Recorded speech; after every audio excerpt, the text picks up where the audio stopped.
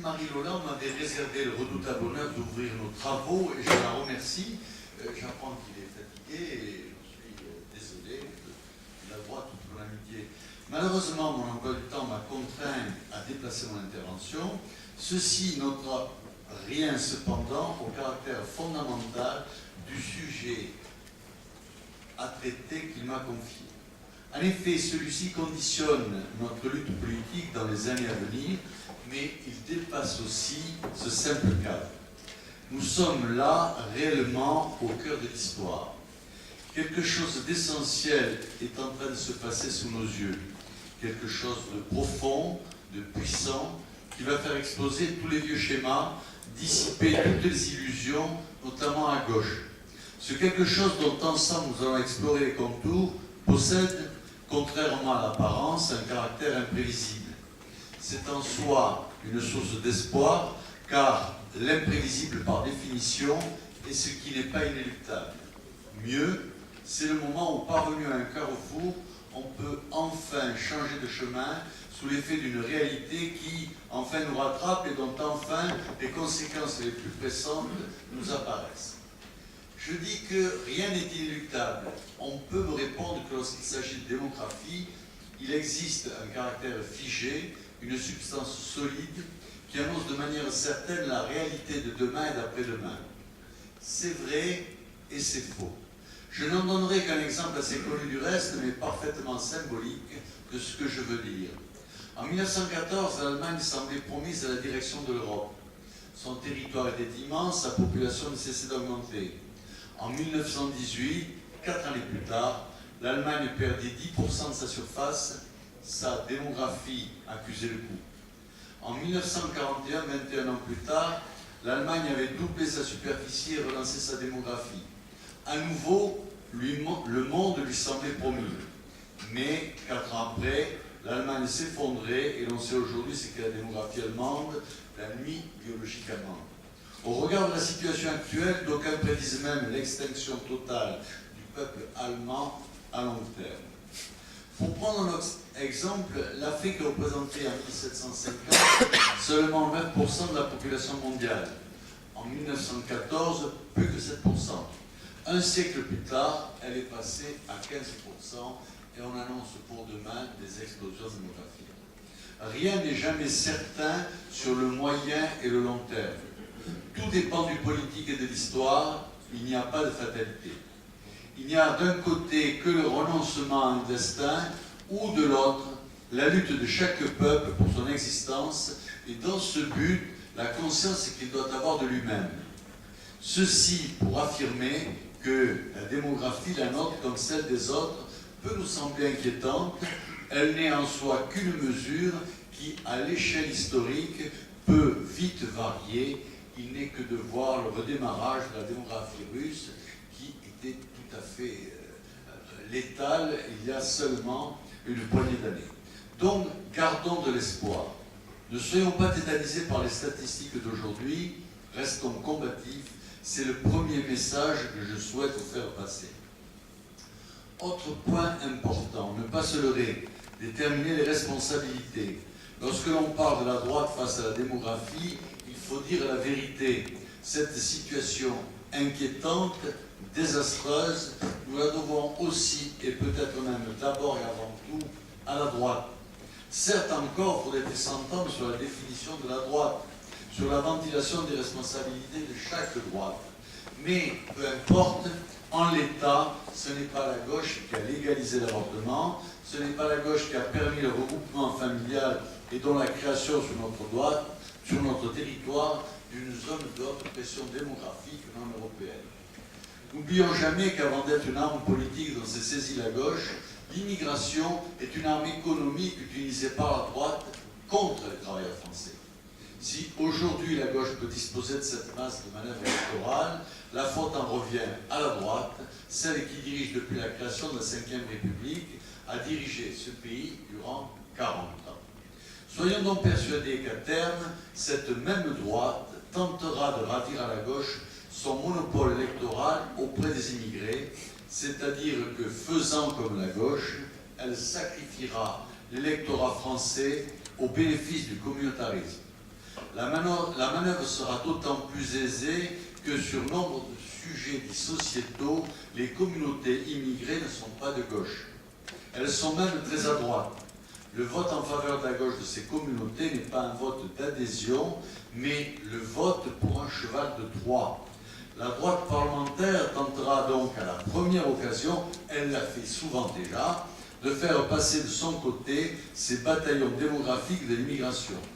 À cette occasion, elle placera ses électeurs devant un dilemme: refuser ces déplacements électoraux ou bien l'accepter. Pour qu'il soit accepté, la droite se servira des sujets sociétaux comme point de contact, de jonction et d'assimilation. Ainsi, la droite en arrivera au paradoxe suivant: après n'avoir cessé de reculer sur des sujets comme le mariage homosexuel ou l'avortement, après avoir fui tout amalgame avec la droite traditionnelle, notamment catholique, considérée comme ringarde, clivante, etc., elle retrouvera le chemin du combat pour des valeurs en se servant de la caution de l'immigration. Il n'est pas interdit d'en voir en prémisse avec des manifestations contre le mariage homosexuel. Je ne suis pas de ceux qui critiquent Brigitte Bardot, j'ai participé à toutes ces manifestations. Elle a su lancer un mouvement de fond, fédérer des énergies, ouvrir un front médiatique efficace. Que certains aspects de ce mouvement l'effraient aujourd'hui, qu'elle craigne d'en perdre le contrôle, témoignent de ses limites, soulignent peut-être ses accointances avec la droite parlementaire, mais là n'est pas l'essentiel. L'essentiel est de voir que cette même Brigitte Bardot, qui gomme dans sa communication tout ce qui peut sembler trop catholique, s'est rendue au congrès de l'Union des organisations islamistes de France, les frères musulmans, et que leur a-t-elle dit? Elle leur a dit ceci: vous êtes notre espérance. Ainsi donc, Brigitte Bardot, femme de droite, catholique, s'autorise à dire à l'UOIF ce qu'elle s'interdit de dire à la droite nationale, à la droite catholique. Là est le signe que demain, la droite parlementaire, qui ne se permet de penser qu'à travers des interdits lancés par la gauche, tentera de récupérer la démographie électorale immigrée à son profit. Gageons que ce jour-là, la gauche socialiste, communiste et verte découvrira que ces communautés sont traversées très largement par des courants antisémites, antiféministes, anti-francs-maçons. Mais sans doute, ce jour-là sera-t-il déjà trop tard pour la gauche comme pour la droite. Le cheval sera entré dans Troie et ce ne seront certainement pas Ulysse et ses compagnons qui sortiront de ses flancs. On le voit donc, démographie et démocratie ne formeront sans doute pas un couple harmonieux dans l'Europe du XXIe siècle. L'hétérogénéité culturelle sur un même territoire détruit la démocratie. À un premier stade, elle dérive vers une dictature des minorités. Au stade ultime arrive le conflit. Ceci étant, cette évolution convient parfaitement aux forces qui président à la mondialisation. L'hétérogénéité culturelle, religieuse, ethnique interdit toute réaction d'un peuple installé dans ses frontières, dynamique dans sa démographie, dirigé par un État national. Il ne faut donc pas imaginer la droite comme un rempart. Il ne faut pas penser non plus que la gauche présente un front uni. Droite comme gauche sont le même théâtre d'apparence, liés par un même intérêt, jouant chacun un acte de la même pièce. Tant que l'on n'aura pas fait tomber le rideau, on ne fermera pas le théâtre. Or, précisément, le choc démographique qui se profile peut tout changer. Il est possible que la parenthèse historique ouverte en 1789 arrive à son terme durant ce siècle et que les notions de droite et de gauche nées alors disparaissent, que cette guerre civile française permanente prenne fin, soit qu'elle cesse faute de combattants, faute de Français, soit que l'État français laisse totalement et définitivement la place à un gouvernement européiste, stade intermédiaire avant le gouvernement mondial. Soit enfin qu'une nouvelle révolution ait lieu dans notre pays, qu'au moment ultime, face au danger, droite et gauche, concept épuisé, laisse place au peuple, à la nation, réalité charnelles et vivantes. Ce vœu que je forme ne se réalisera que lorsqu'il y aura davantage d'hommes pour préférer la vie, le peuple, la réalité, que d'hommes pour servir des chimères, des idéologies, des illusions. Face à la démographie française, la droite parlementaire a exactement le même discours que la gauche et l'extrême gauche. Elle s'extasie à la première injonction médiatique devant le fait que les Françaises auraient le meilleur indice de fécondité d'Europe. Elle s'interdit de distinguer à l'intérieur de cet indice ce qui revient réellement à la France et la part qui relève des femmes étrangères vivant sur notre sol. Elle s'associe à cette propagande orwellienne qui tait que le taux de fécondité français hors immigration est en fait de 1,6. De même, lorsque le gouvernement socialiste annonce vouloir limiter le versement de l'allocation familiale aux ménages dits les plus aisés, cette droite parlementaire se garde bien de dire que cette limitation affecterait principalement des familles françaises et épargnerait largement les familles immigrées. Exemple sans précédent dans l'histoire de l'État qui ferait tout pour limiter les naissances des siens et tout pour financer les naissances des autres. En fait, cette droite n'a que faire de la démographie, comme au fond depuis longtemps, elle a décidé n'avoir que faire de la culture. Il est vrai qu'elle n'a que faire du long terme et ne voit jamais plus loin que le bout d'un mandat. Prise dans son ensemble en tant qu'objet politique, il ne faut rien attendre d'elle, sinon espérer, à la faveur d'une crise profonde, son explosion et l'émancipation politique de ces éléments réellement patriotes, réellement préoccupés par l'avenir de notre peuple. Ils sont nombreux, je les côtoie, et le moment venu, nous aurons besoin d'eux. En attendant, il faut faire avec la situation telle qu'elle est, et de fait, elle ne nous prive pas encore de toute perspective. Les élections municipales de 2014 en seront sans aucun doute une preuve.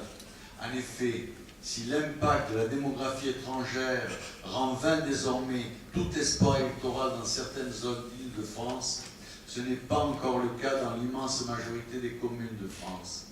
Ce qui empêche l'élection de maires patriotes dans ces villes, ce n'est pas le vote de minorités communautaires, c'est d'abord l'absence de candidats et ensuite de candidats crédibles, c'est-à-dire éprouvés par un mandat passé dans l'opposition. Cette absence résulte du désintérêt profond et même à l'occasion méprisant de certains dirigeants de la droite nationale envers la chose locale.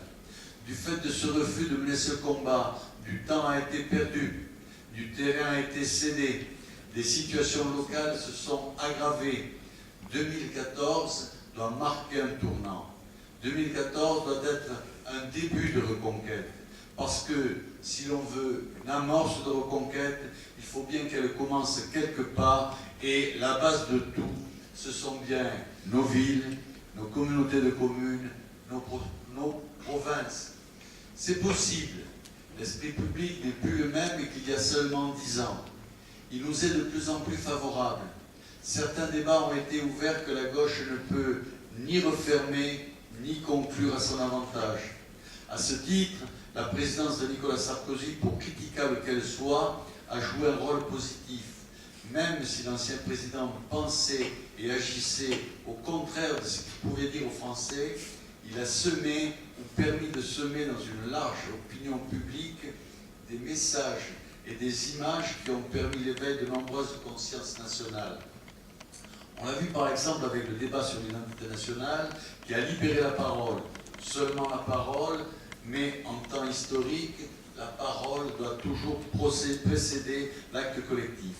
C'est donc à l'union la plus large, l'union sans exclusive, que la question démographique, comme bien d'autres, doit nous inciter. Cette union qui apparaît à notre intelligence si nécessaire et urgente semble à notre raison impossible à mettre en place. Trop d'intérêts particuliers, trop de vieilles querelles, trop d'orgueil aussi. Ainsi vont toujours les choses dans les soubresauts d'un monde à l'agonie. Tout paraît enchevêtré, bloqué, empêtré, mais que le nœud gordien soit tranché et tout devient possible. Ce moment viendra. Il viendra à son heure. Il n'est pas de crise qui n'accouche d'un monde nouveau. Or, nous vivons aujourd'hui une crise profonde, politique, morale, dont la crise économique n'est que le révélateur. Un monde nouveau vient. Nul n'en distingue encore les contours, car ce monde, nous ne savons pas encore qui le dessinera. Une chose est sûre cependant, ce monde en finira avec le 19e et le 20e siècle. Quel sera notre rôle? Exactement celui que nous voudrons qu'il soit en fonction des moyens que nous aurons su nous donner. Aussi, en toute lucidité, je vous invite à nous y préparer avec humilité, mais avec détermination, car le moment venu, chacun d'entre nous aura sa place à tenir pour la France et pour l'Europe.